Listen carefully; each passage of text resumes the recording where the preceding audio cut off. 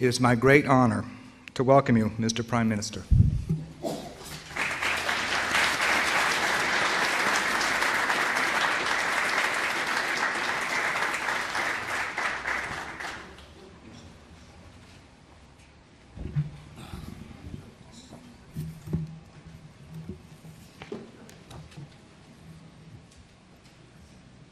Good morning, ladies and gentlemen.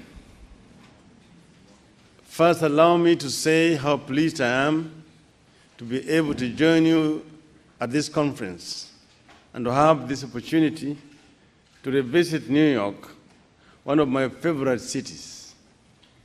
It feels good to be here and in this great country once again. My delegation and I have been warmly welcomed and most hospitably hosted, and I'm very pleased in turn to welcome you to this conference. On behalf of the African continent, I would like to offer you the words of the cheerful greeting that no visitor to Kenya can avoid. Karibuni, hakuna matata.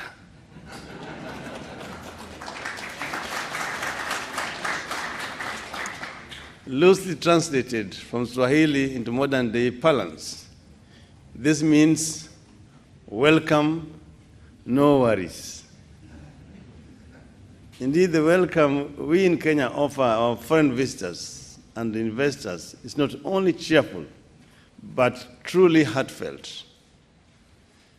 That is why this conference is so important to us, providing, as it does, the opportunity to articulate, interrogate, and better understand trade and investment opportunities in Africa.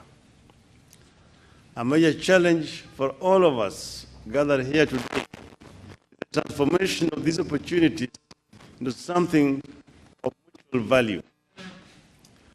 As much as I'm here to talk about Kenya and Africa, I'm also eager to learn from your experience and to hear your views.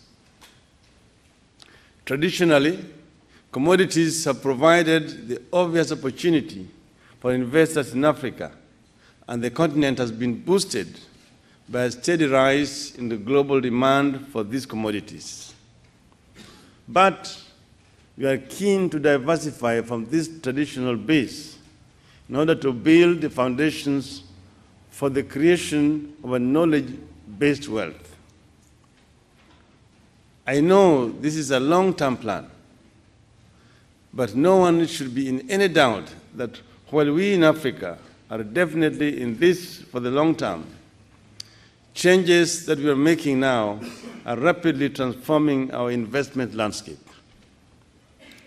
Already, a combination of robust economic and political reforms have yielded the improved macroeconomic and political stability across much of the continent. Increased urbanization and a growing middle class, earning in excess of US $6,000 per annum, are fueling consumption. Our continent is the world's third fastest growing region, behind Asia and the Middle East, but ahead of Central and Eastern Europe and Latin America.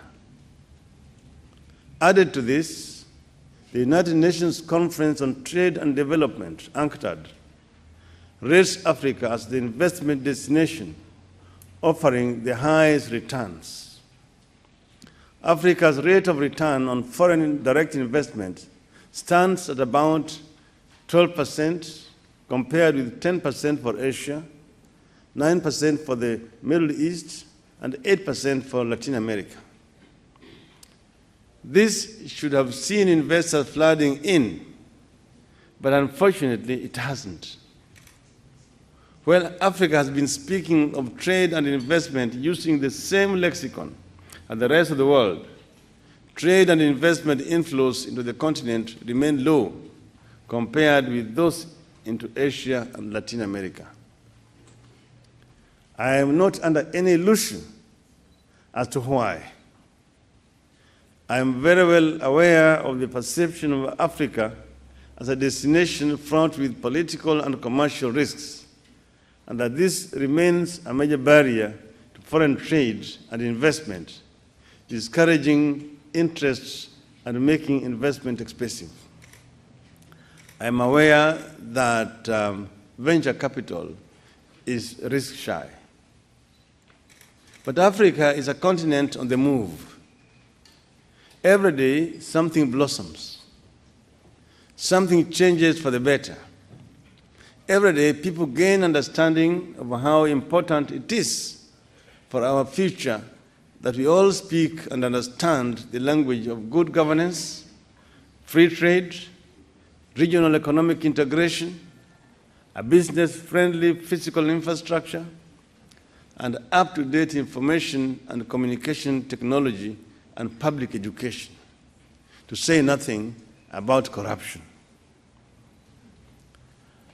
Africa has invested heavily in the past 2 decades in the democratization of its politics, in fighting corruption through greater transparency, and in accountability in government, in establishing autonomous utility sector regulators, in sound environmental and macroeconomic management, in private sector-run financial markets, in improved judicial systems, in competitive public procurement processes, in popular participation in government, and in the empowerment of women.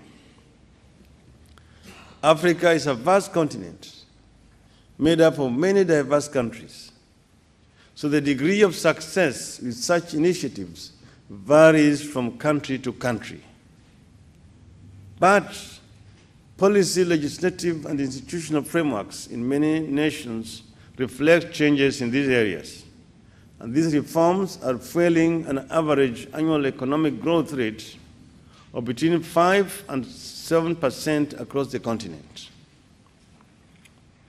This year, East Africa's average growth rate is projected to be 6.4%.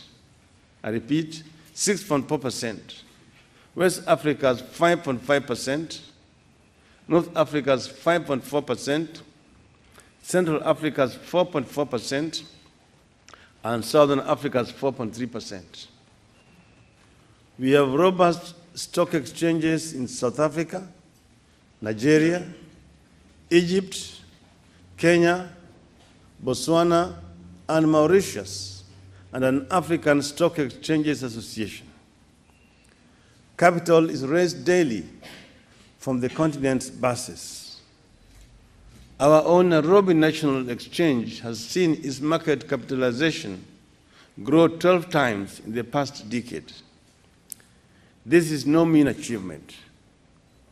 The world's leading banks are also well established in Africa, the majority of whose countries have freely convertible national currencies with no foreign exchange control.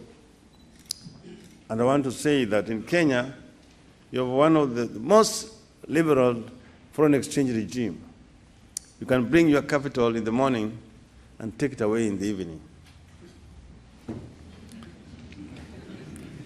Capital inflows into Africa in the form of foreign direct investment, remittances, loans, and equity rose from US $20 billion in 2005 to $100 billion last year. Private capital inflows are now 3 times as high as direct aid inflows. Foreign direct investment into Africa grew from $9 billion at the turn of the millennium to $62 billion in 2008. We are also seeing increased economic integration among the nations of the continent. Africa is now trading more within itself and with the developing world, the so-called South-South trade, than ever before. We have 8 regional economic communities that facilitate this integration, each designed to operate as a single market with the free movement of persons, goods, and services.